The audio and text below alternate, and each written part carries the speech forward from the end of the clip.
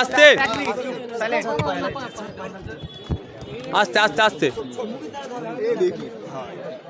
না ভাই নাও আস্তে আরামসে নাও না ভাই নাও নাও।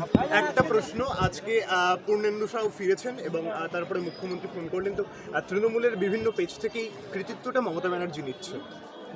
কি কাজ আছে কোনোদিন না বলে বাসে কর্নেল সুফিয়া করেছি আর উইং কমান্ডেন্ট ভূমিকা সিংকেও নাকি ইনি যুক্তি দিয়েছেন, এটা না বলে গেছে কীভাবে লড়াই করতে হবে না করতে হবে। যখন 22টা দিন তার পরিবার চিন্তিত ছিল তখন খোঁজ নেওয়ার এই মানুষকে খুঁজে পাওয়া যাচ্ছিল না, বা মিডিয়াও সেই অর্থে ভারত সরকারকে প্রশ্ন করে আর মতো সাহস দেখাচ্ছিল না। আমরা গিয়েছিলাম অনেকে, তাদের পাশে ছিলাম এবং তাদের যার পিতাজকে আমরা হসলা দিয়েছিলাম যে আপনি বাড়ির মুরব্বী, আপনি গার্জেন, আপনাকে লড়াই মানে শক্ত হয়ে থাকতে হবে। তারা শক্ত হয়ে ছিল এবং আমাদের পূর্ণ বিশ্বাস ছিল যে আমাদের বাড়ির ছেলে, আমাদের যোদ্ধা মাতৃভূমিকে রক্ষার জন্য যেমন জীবন দিতে প্রস্তুত, ঠিক একইভাবে মাতৃভূমিকে রক্ষা করতে গিয়ে আজকে পাক রেঞ্জার যারা ছিল তারা তুলে নিয়ে গিয়েছে। আমরা সুস্থভাবে ফিরিয়ে নিয়ে আসবো এবং সাথে সাথে আবার সে মাতৃভূমি রক্ষার লড়াইয়ে নিয়োজিত থাকবে। অপারেশন সিন্দুর সফল করেছে ভারত এবং এই কৃতিত্বটা কীভাবে দেখবেন?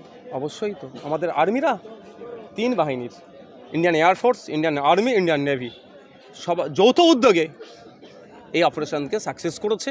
এটা আমাদের ভারতবর্ষের জন্য নয়, সারা পৃথিবীর কাছে একটা দৃষ্টান্ত স্থাপন করেছে আমাদের আর্মিরা। চাকরিহারাদের জন্য 25,000 টাকা গ্রুপ ডি কর্মীদের মমতা বন্দ্যোপাধ্যায় ভাতা ঘোষণা করেছে, এর তো আমরা চরম বিরোধিতা করছি। যারা বৈধ পন্থা অবলম্বন করে চাকরি পেয়েছে তারা কেন মাত্র 25,000 টাকা মাইনে পাবে? তাদের ন্যায্য পাওনা কেন দেওয়া হচ্ছে না? আর যারা অবৈধ পন্থা অবলম্বন করে চাকরি করছে তাদের কেন আমরা ট্যাক্সের 25,000 টাকা তাদেরকে দেবো? এর আমরা বিরোধিতা করছি। এটা নিয়ে সম্ভবত মামলাও হতে চলেছে। অপারেশন সিঁদুরের সাফল্য নিয়ে শনি রবিবার তৃণমূলের পক্ষ থেকে রাজ্য জুড়ে মিছিলের আয়োজন করা হচ্ছে। দেখুন যে যার মতোভাবে করছে, আমি অনুরোধ এটাই যে আমাদের সেনাদেরকে নিয়ে মোটেও রাজনীতি করবেন না, অনুরোধ করছি। বরঞ্চ সেনাদের যে অভাব অভিযোগগুলো আছে সেগুলো পূরণ হবে কি করে তার জন্য চিৎকার আমাদের করা দরকার। 2019 সালে সেনায়, পুলিশ সালের পর থেকে সেনায় কোনো নিয়োগ নাই, এটা কিভাবে সেনায় নিয়োগ করানো যায়, মানুষকে উৎসাহ দেওয়া যায় সেনাতে যাওয়ার জন্য, সেটা আমাদেরকে ভাবা দরকার। ঢোলাহাটে কয়েকদিন আগে মাদ্রাসা ভোট হয়েছে, রীতিমধ্যেই যে আইএসএফ এর জয় প্রার্থীদের একেবারে জোর করে তৃণমূল কংগ্রেসের পুলিশ আর গুন্ডামস্তান ছাড়া কিছু নাই। একটা জিনিস ভালো হয়েছে, একটা জিনিস আমরা স্যাটিসফাইড, আমরা যে তৃণমূল বিপদের সময় সংখ্যালঘু মুসলমানদেরকে দিল্লি যাওয়ার রাস্তা দেখিয়েছে, সেই মুসলমানরা ঢোলাহাট মাদ্রাসায় পুরো ওদেরকে ওয়াশ আউট করিয়ে দিচ্ছিল। আমরা জিতেও গিয়েছিলাম, শুধু সার্টিফিকেট নিতে বাকি।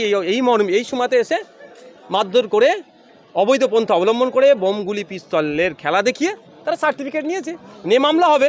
কিন্তু একটা জায়গায় আমরা পুরো একদম মানসিকভাবে আমরা শান্তিতে আছি যে তৃণমূল কংগ্রেসের দ্বিচারিতা সংখ্যালঘু সমাজ বুঝতে পারছে। ভাইজান একটা প্রশ্ন, আপনি রাজনৈতিক সভা থেকে বলেন যে তৃণমূল কংগ্রেসের নেতারা পুলিশ প্রশাসন ছাড়া চলতে পারবে না। ইতিমধ্যেই ভাঙড়ের একজন তৃণমূলের নেত্রী, যিনি বর্তমানে আয়োজন ছিলেন, তিনি বলছেন আপনি সেন্ট্রাল ফোর্স নিয়েছেন। দেখুন আমি সেন্ট্রাল ফোর্স কবে নিয়েছি, আর এই জন্য ছোটোখাটো নেতাদের উত্তর দিয়ে লাভ কিছু হবে? মমতা ব্যানার্জি, অভিষেক ব্যানার্জি কথা তো উত্তর দিতে চাই না। মমতা ব্যানার্জির সাথে লড়াই আমাদের। সিন্ধুর জল চেয়ে পাকিস্তান ভারতকে চিঠি দিয়েছে, কাতর আবেদন, জল দিয়ে কি বলবে? চিঠির কপি আমার কাছে এসে পৌঁছায়নি, কেমনভাবে চিঠি লিখেছে সেটাও জানি না। 2019 সালে পুলওয়ামাতে অ্যাটাকের পরও আমরা পানি বন্ধ করে দিয়েছিলাম, কিন্তু হঠাৎ কে খুলে দিয়েছিল সেই তথ্য আমাদের কাছে নেই। এসব গল্প চলছে, এগুলো হচ্ছে পাকিস্তানের। দেখেছেন যে ওই যে ওদের প্রধানমন্ত্রী ওর সোশ্যাল মিডিয়ার পেজে ওর নিজেকে বিজয়ী বলে ঘোষণা করছে, আর আমার দেশের প্রধানমন্ত্রী দেখুন একই করছে। তো ব্যাপারটা হচ্ছে আমরা ওদেরকে মেরে গুঁড়িয়ে দিয়ে আসলাম ওদের জঙ্গি ঘাঁটি, আর ওরা ওদেরকে সিম্প্যাথি নেওয়ার জন্য, পাবলিসিটি নেওয়ার জন্য ওরা বলছে বিজয়ী হয়েছে, ঘোড়ার ডিম হয়েছে। ওরা গোপনে আমাদের নেতাদের, আমাদের আর্মিদেরকে ফোন করে বলছে যুদ্ধ থামাও, নাহলে ওদের 12টা বেজে 13টা করে দিতাম আমরা। ট্রাম্পের মধ্যস্থতা কি উচিত হচ্ছে? আমি সরাসরি বলছি, আমি যতটুকু জানি জ্ঞান আছে, যে কাশ্মীর ইস্যুতে আমরা তৃতীয় কোনো পক্ষের মধ্যস্থতা আমরা চাই না। সেখানে কিভাবে করলো, কেন ট্রাম্প দাদাগিরি দেখাচ্ছে? আমাদের 56 ইঞ্চি কোথায় গেল? এর জবাব 56 ইঞ্চি দিতে হবে। আমরা যুদ্ধ থামাবো কি যুদ্ধ করব, তৃতীয় পক্ষ কেউ বলে দেবে, তার আগে টুইট করে দেবে। ট্রাম্প আজকে সারা পৃথিবীর কাছে এটা দেখালো কি যে ইন্ডিয়া পাকিস্তানকে উনি কন্ট্রোল করেন। আর যে বারবার বলে নাকি কারো ছত্রছায়ায় চলা যাবে না, স্বতন্ত্র আত্মনির্ভর ভারত হতে হবে, তাহলে ট্রাম্পের আন্ডারে আমরা আছি? এর জবাব তো বিজেপিকে দিতে হবে, ভারত সরকারকে দিতে হবে। Thank you.